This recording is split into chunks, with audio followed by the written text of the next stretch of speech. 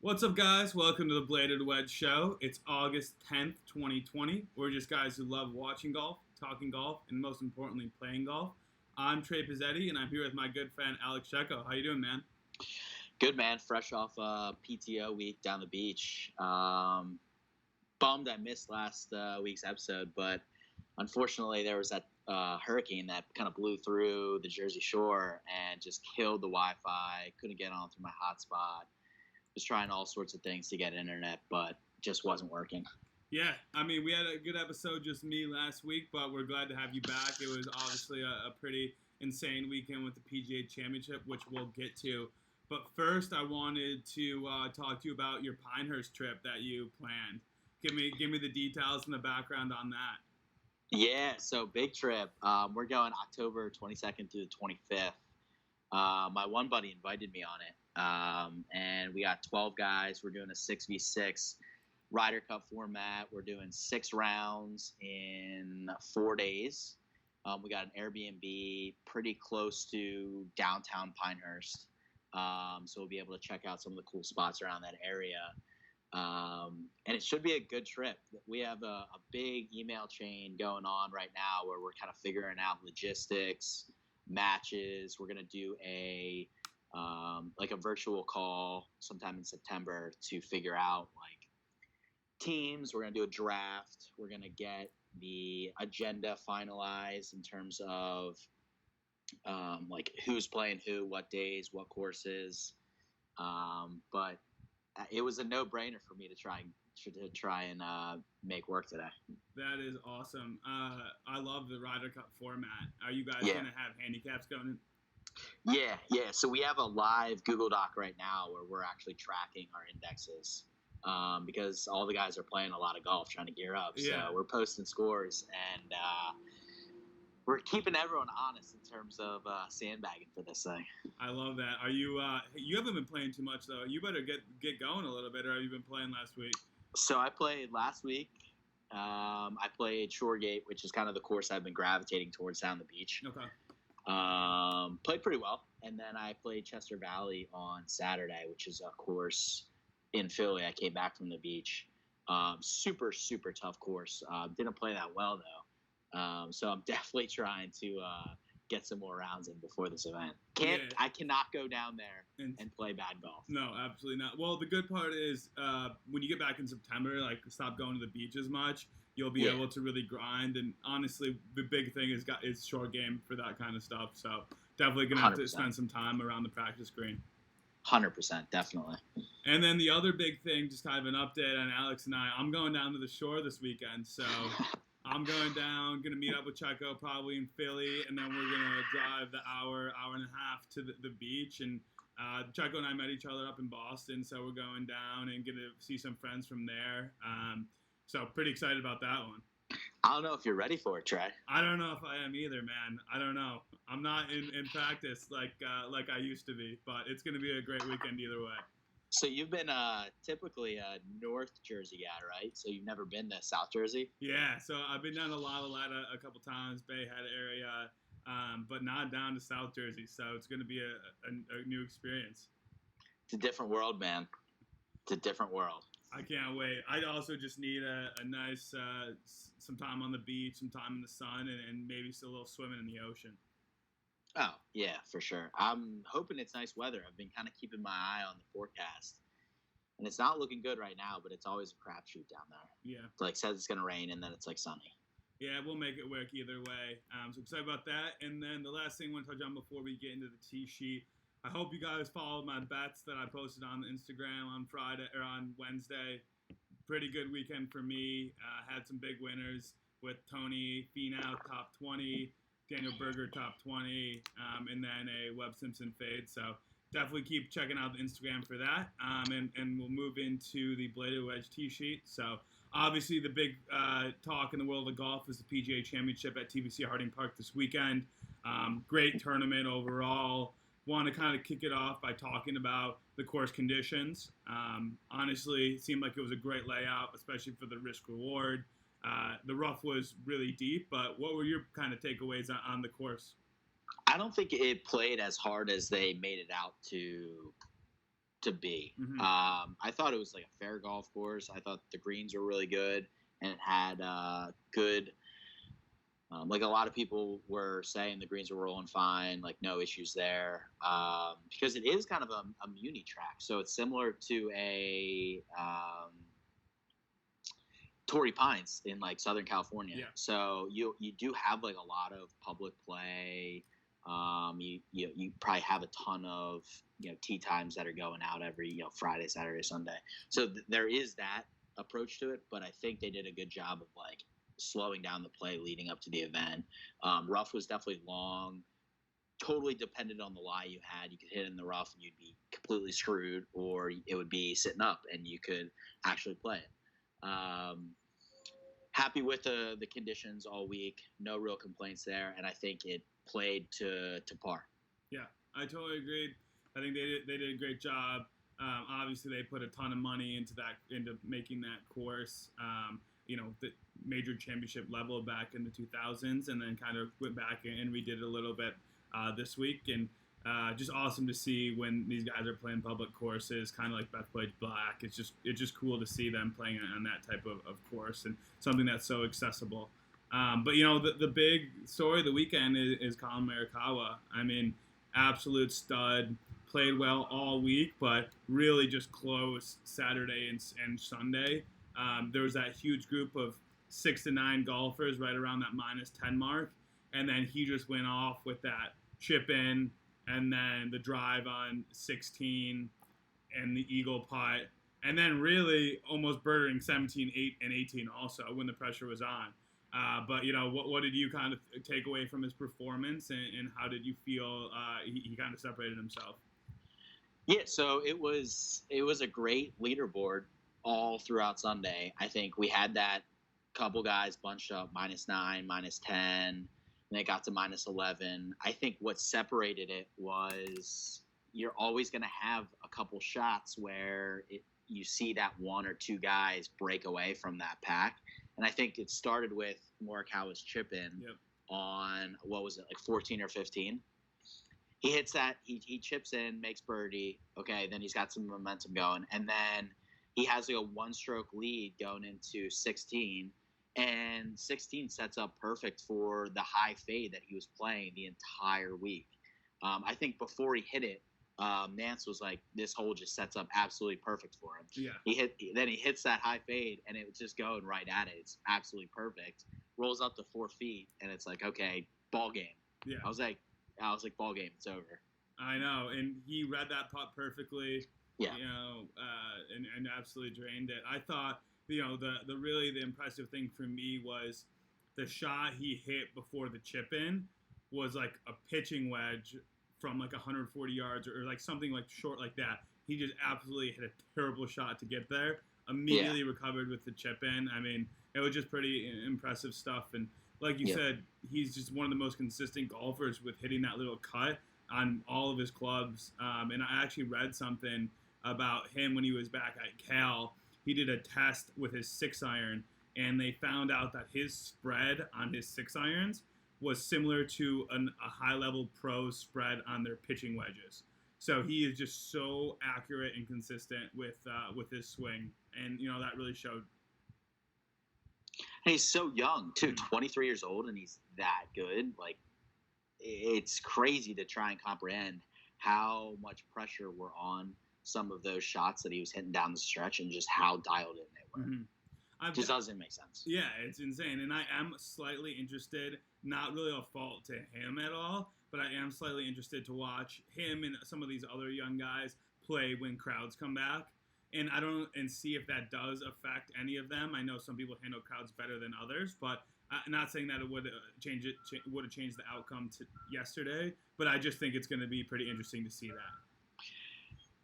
Very good point. And I think when he chipped in, there would have been a huge roar. And then obviously the shot on 16, everyone just would have been going nuts. So Insane. You would have heard other people, or other players at least, get a little bit more in their head about what's going on, what's happening on the golf course. I think when Morikawa hit that shot on 16, Paul Casey was on 17, and he looked back and he saw the ball land, and it rolled up, and he was just like, "Oh, who hit that?" I know. And he kind of smiled. I'm not a huge Paul Casey guy. I don't really like him that much, but I mean, he played so well the whole day. Yeah. He's playing with Brooks, who couldn't do anything. He kept it together the whole day, and honestly, he's been around for so long and not winning. I know they kept talking about the stat where he's like been in 64 majors and never won, and that's like the most out there right now. I just kind of was feeling bad for him. I didn't really want him to win, but you know, he played well enough to win, and Collin just played better at the end of the day.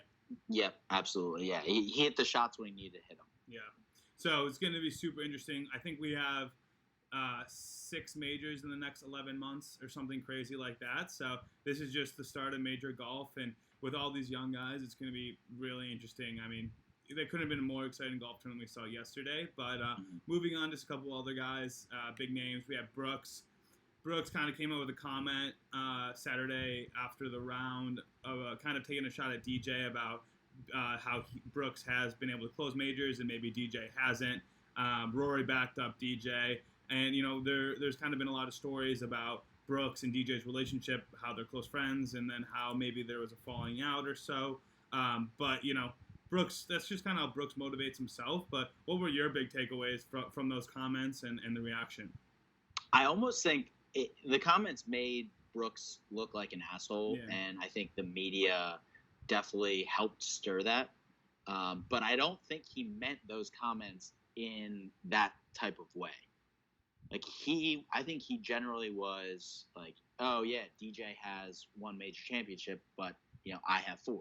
Right. So I think it was definitely lost in how the media overreacted to it. But I think at the end of the day, it made him just look like a total asshole. And then when he couldn't cash the checks he was writing on Sunday, it just stirred it even more. So now he's kind of dug himself into a hole, which I don't think he really cares about, because he just knows he's living the life and he'll win plenty more major championships down the road. But definitely kind of he was stirring the pot all week. Yeah, I totally agree. You know, that I feel like that was just a really honest comment. Like I literally think he was like, yeah, like I've closed these out before, and like some of these guys haven't. So I feel confident in my own. And I was kind of sick of the media the whole week talking to Brooks like, oh, how confident do you feel? Like, do you feel like you're the best player out here? And like, what's he supposed to do? Like, say no? And so I think that the media kind of knows they can get Brooks on comments because he is just pretty honest about like how he feels. And I think that they try to box him in a little bit. But at the end of the day, I mean, when you put that in writing, he looks like a dick. So, that's my only takeaway. Obviously, he didn't follow up on Sunday, and they really didn't even show him the whole day on the broadcast, which was kind of crazy. Yeah, because he was like 3 over. He finished like 3 over, tied for 30th. Yeah. It just had a horrible day. Terrible. And then speaking of, you know, horrible days, kind of back to back, we had our boy Jordan. Just at this point, I really just feel bad for him, kind of hoping that he can somehow figure it out. But it is really mental, like we've talked about in the past. But, you know, it just wasn't his week at all. Yeah, he's less than fine. Yeah. He needs to either do something with a swing coach or, you know, new caddy. You know, granted, credit where credit's due. He's sticking with the people who have got him to where he is today, and I think that's very honorable. But I think when it comes down to it, he's just in a huge slump right now. And we saw him be so dominant, you know, a few years ago, that it's going to take just a very big comeback. But I don't know. I don't know how that's going to happen, and I can't comment on what he's going to do next because I think he has a lot of different options. But it'll definitely be interesting to see because there's got to be some sort of change in the next, you know, couple months towards the off season. And he doesn't have much time to do it either because, you know, it's not like we have the playoffs and we have the U.S. Open and we have the Masters, and then it just rolls right into the next season. So he doesn't have, you know, the couple months of downtime where he can make a change like this. Yeah.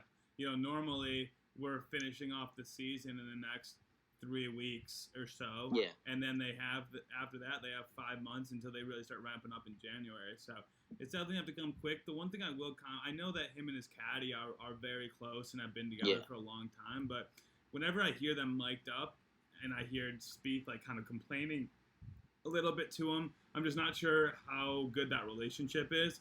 I could see Spieth like trying to partner up with someone like, like Bones or someone like that who's been around for a while and might not, I don't know, for lack of better terms, like take his shit as much. I think that could be helpful.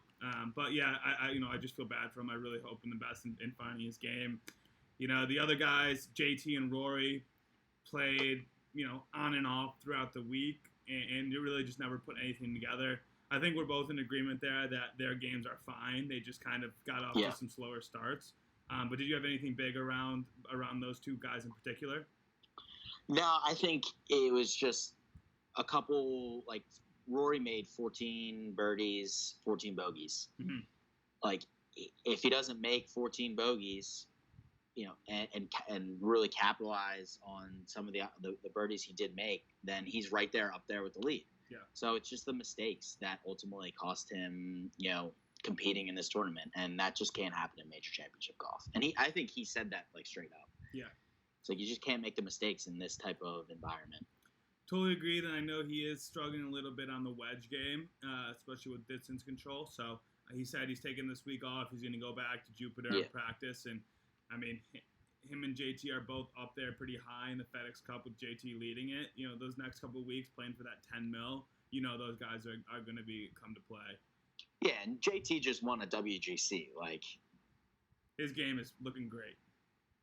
Yeah, so least worried about JT. He'll be absolutely fine. And then what about Tiger? Tiger had a pretty up and down week. We didn't really expect him to play that well. He didn't play that well at all. And then Sunday he put together a nice, I think he was like 3 under, which is a great way to cap it off, and I'm sure gives him confidence. But definitely a little too late there. Yeah, it's one of those events where it was cold, it was wet. It's a long golf course. He hasn't been playing much. It almost reminded me of when he played in the PGA Championship at Bethpage. Mm-hmm. It just wasn't the right week for him to go out and play well. Like it was hard for him to stay warm. His body was, not in that. It's 80 degrees out. It's hot. My body's firing, and I think that ultimately led him from playing well. And I think he knows that. He's going to pick and choose. Obviously, he was going to play this week, but he might have known it would have been a little bit harder for him to compete this week versus, the Masters or, a U.S. Open in more of a warmer climate, faster golf course type environment. Absolutely. The one thing I will say there is we do have Masters coming up in October, I think it is. But I was looking up the weather for that weekend, and on average, it's like in the 50s. So that might kind of play a factor too. Obviously, for Tiger, you're looking at anywhere from 75 to 80 and higher even to kind of really allow his back to not tighten up. But it's also good to see him play 4 days and on the last day play his best. So I think that has something to do with his health. And I think it also has something to do with how rusty he was from just not playing a little bit as well. Definitely. Then DJ we mentioned him earlier with Brooks, but he did have the overnight lead going into Sunday. Honestly, was kind of in the driver's seat most of the round, and then just couldn't put anything together closing. I know he's kind of been in that situation before, but I didn't really feel like he lost his tournament as much as Morikawa won it. And then, he drained a huge putt on 18 to get a tied second. I saw that putt was worth $500,000, which is insane. Crazy. But yeah, I mean, just kind of nothing there from his round Sunday. Yeah, I think I agree with you. I really can't speak to why he didn't play any better. When he comes out on these Sundays, I don't see him have the fire that I see some guys like Morikawa have. And I think maybe that's just his personality, but I just didn't see the motivation there on Sunday to compete. I don't know. I feel that as well. It's almost, there's guys who are more fiery and there's guys who are less fiery. Yeah. And sometimes the guys who are less fiery just are better at controlling it and just don't show it.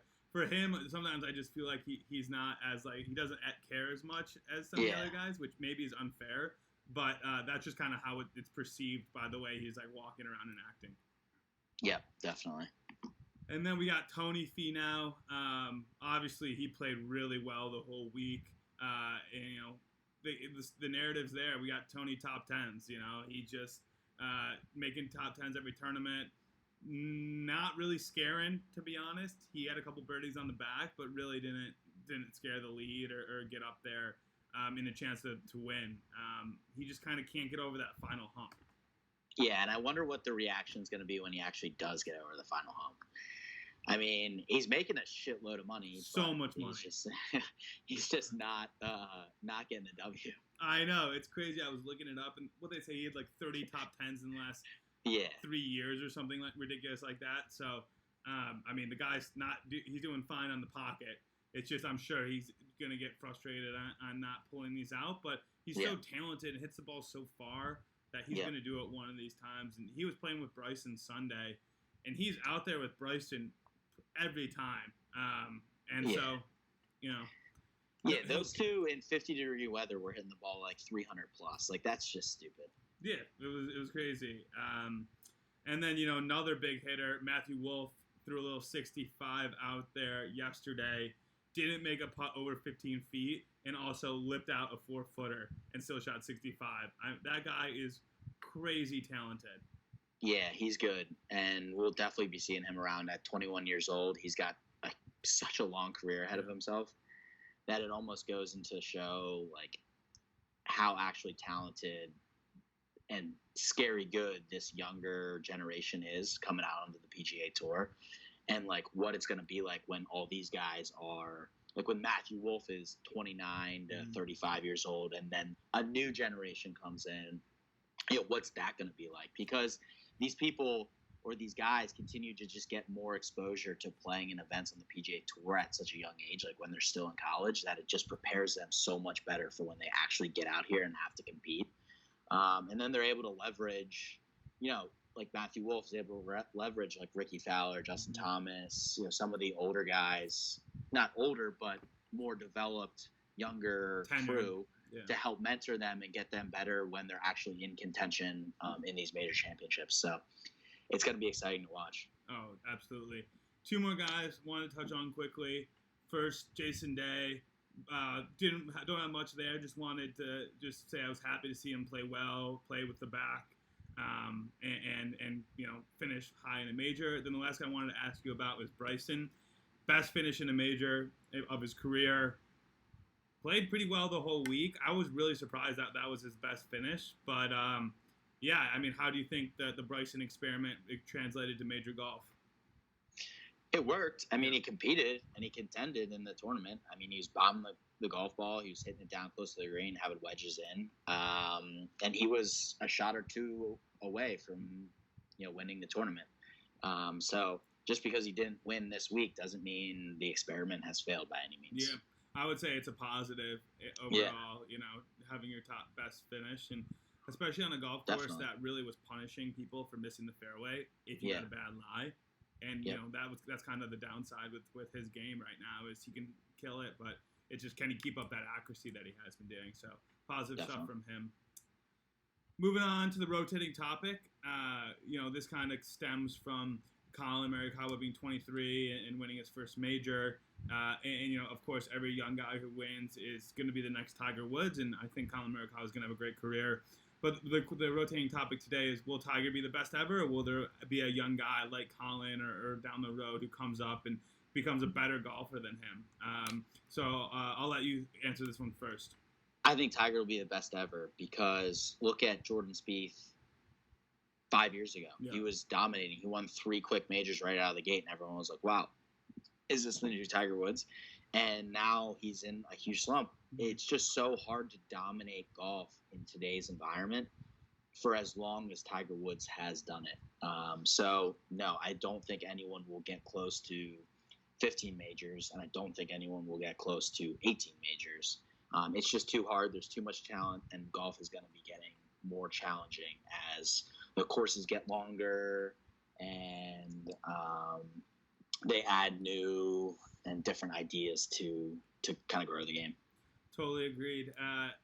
I'm kind of on the same boat as you, like the longevity and like persona that Tiger had, especially back in like the early 2000s, around like people were actually like knew Tiger was coming for the leaders and stuff like that. I just don't think that'll ever be matched in just like the atmosphere that he brings. But there'll be guys who win a ton of majors and great golfers that'll come up, and I'm sure these young guys will do the same thing. But to win as many as him and to have that persona, I just don't know if it will ever be matched again. Agree. Definitely agree. And then no interview this week. As a reminder, we are looking for help. So if you want to be our third, help us out on social or video editing, shoot us email baaaadddd@gmail.com. Make sure to follow us on Twitch and Instagram. And then a reminder, next week probably we'll roll Monday. Maybe we'll do an in-person episode. I don't know. We're going to figure that out. But, thanks for supporting, and we'll see you guys soon. Later.